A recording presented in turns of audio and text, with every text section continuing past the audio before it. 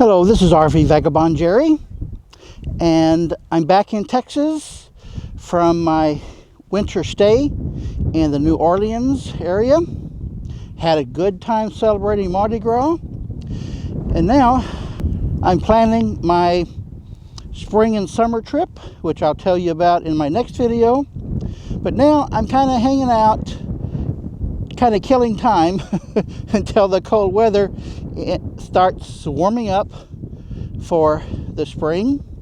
And I've chosen to do that at one of my favorite places to camp, Magnolia Beach, Indianola Beach. I've been here 4 times before, in both the summer and winter, and each time I've done a video. However, the other videos have been more specific to a certain part of the area here. This video is going to be an overall review of the Magnolia Beach, Indianola Beach area. And there is a little town that is called Magnolia Beach that is right here that you drive through to get to the beach. So I'm going to show you a little bit of that, and then a lot more of the camping areas along the 2 beaches. So come along with me and I'll tell you more about this area, which is very popular because they let you camp here for 2 weeks for free. Not only free, but you don't have to register. There's nobody to talk to. You just find a place to park and you're done. However, make sure you follow the rules in the sign here. They are people who do watch for people breaking the rules, and they will report it to the authorities. But the rules are very reasonable and kind of lax. So let me show you around. Here's a close-up reading of the rules. And I just noticed this. I don't know just what it is, but it sounds like it's some sort of organization or organized bike rides. You call that phone number. If you like to ride a bike with other people, maybe make some new friends. The town is pretty much just residences like this. Some people have their homes on stilts to be a little more cautious of flooding. This is a really nice home. I really like that one. Then some people just want to be flat on the ground, kind of take their chances. Hurricanes do come through here and really tear up the place when they do. There are a few RV parks around. This is the fire department, and if you want to help volunteer, there are the benefits. This RV park is about 1.5 miles from the beach on the main road coming in to town. There are no restaurants in the town of Magnolia Beach. That blue-green building there is the only store in town. It has gas pumps, but I think it'd be a lot better to buy your gas in the town of Port Lavaca. That is about 9 or 10 miles north of here. Gas prices are a secret. I think it's a little more than just 9/10. And if you fall in love with this place, you might want to buy the whole store. This is just a small convenience store, and the best part of it is that it has a Hunt's Pizza, which I really like. I'm not sure. I think the saloon is the back part of that building. I haven't been in there. Yeah, I guess this is the saloon, and you're in luck. They don't allow fighting. There is a motel. It looks in good condition, but I don't see anybody here. Here's another RV park that is a short walk to the bay. And across the bay you can see some industrial operations going on over there. That is to the east of Port Lavaca. And just to the right of the boat ramp is where the beach starts. There's basically three places to camp. One is right on the beach, and you can park really close to the beach, just 2 or 3 yards from it. And across the road from the beach, some people have permanent setups, and this beep beep bus is a place that rents kayaks. Also right across from the beach is this place. I have not been in there, but that's what they have to offer. It's something. It's a fairly long beach, and it ends at a grassy area here, kind of a playground, where there is picnic tables. And across from the beach are some more permanent setups. This actually looks pretty nice.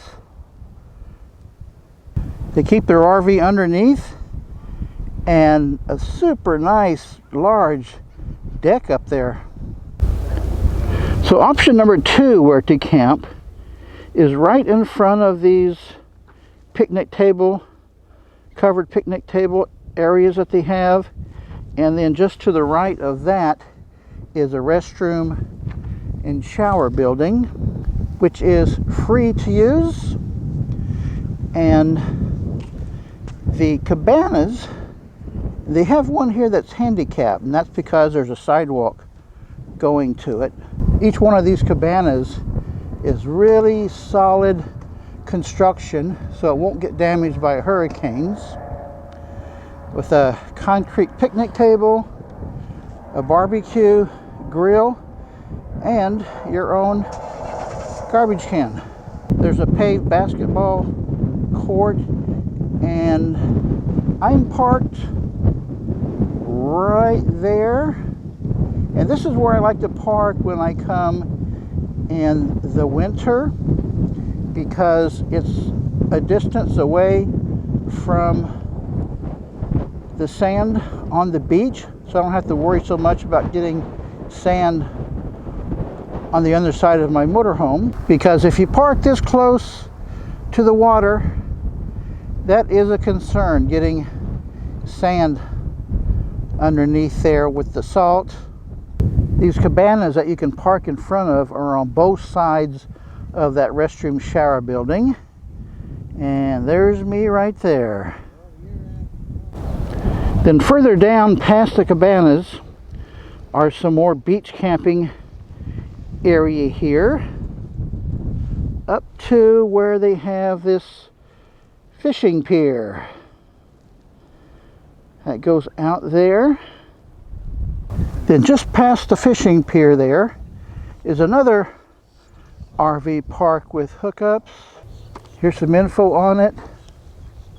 Also right close to the water is some motel rooms. They're calling kitchenettes, and this is where you might want to stay if you're coming without your RV. Maybe you're planning on just tent camping.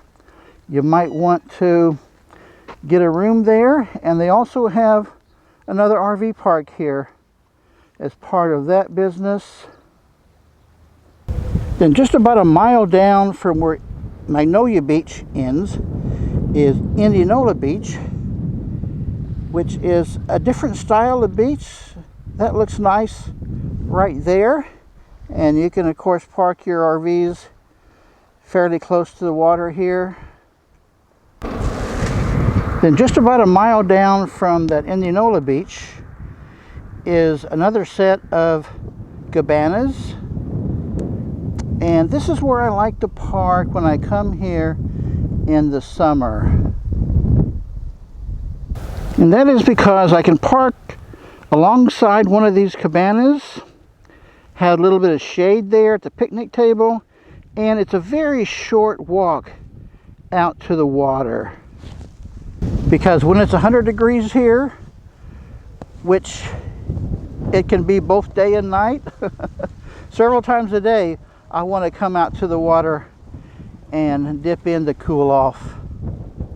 It's a much shorter walk here to the water than it is at Magnolia Beach.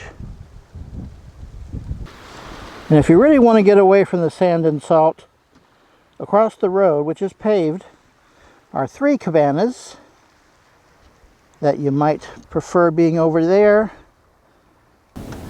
And here is another RV park at Indianola. And here is some info on that. And right across the road from the water, Indianola does have some nice, colorful homes. And if you fall in love with this place, you'd like to live here, that sign has been there for as long as I've been coming here, I think.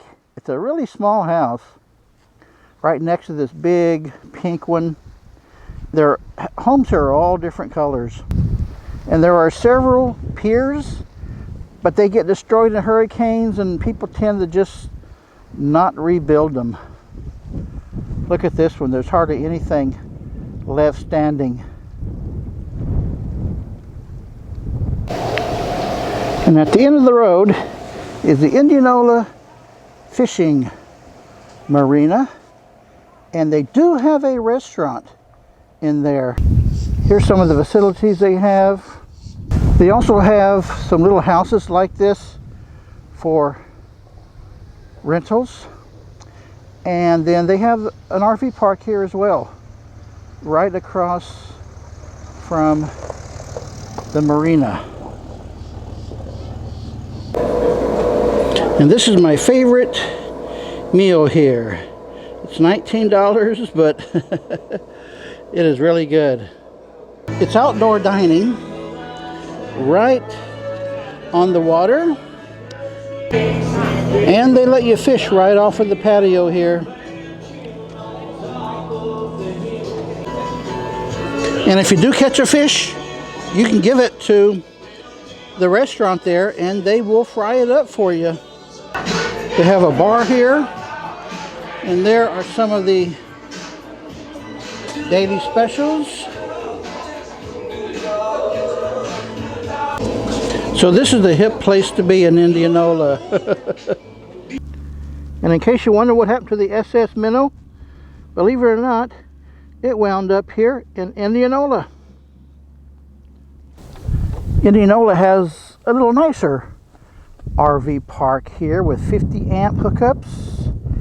And it is on this lake that flows out to the bay, which is Matagorda Bay, which flows out to the Gulf of Mexico.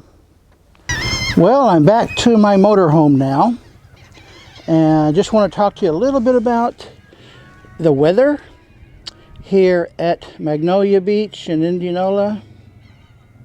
During the summer here, you can pretty much count on it being hot every day. This is one of the hottest places in Texas, and it's not going to cool off much at night. But the rest of the year, it can be very spotty. For example, the first day I got here, it was pretty warm. It was a nice warm day, but it did cool off nicely at night. And I'm talking, this is the middle of March.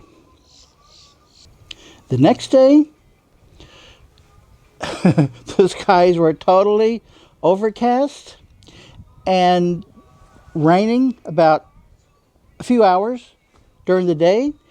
But the worst part is that the winds came in and gust up to 30 to 40 miles per hour all day and all night. Shook my motorhome like crazy. And then today, the next day, perfectly clear skies. It's still cold, but the important thing is that my solar panels are loving it today. When yesterday I got so little sun, I actually had to run my generator for a couple hours. So outside of the summer, you can have warm days, cold days, rainy days, nice clear days. It can just change dramatically from day to day. But this is one of the best places for an RVer to spend the winter. Now, they do have a 14-day limit staying here, which is okay because after 2 weeks or so, my waste tanks are full. I'm really low on fresh water. So then I go into town and spend one night at one of the RV parks so I can do a dump and fill and then come back and stay another 2 weeks. I've never done that. Of the 4 times I've been here before, sometimes I've stayed just a few days. Once I stayed 2 full weeks, which is what I'm doing now. And I'm here mainly now to just kind of stall the winter until the weather warms up so I can go out on my spring and summer trip up in the Northeast.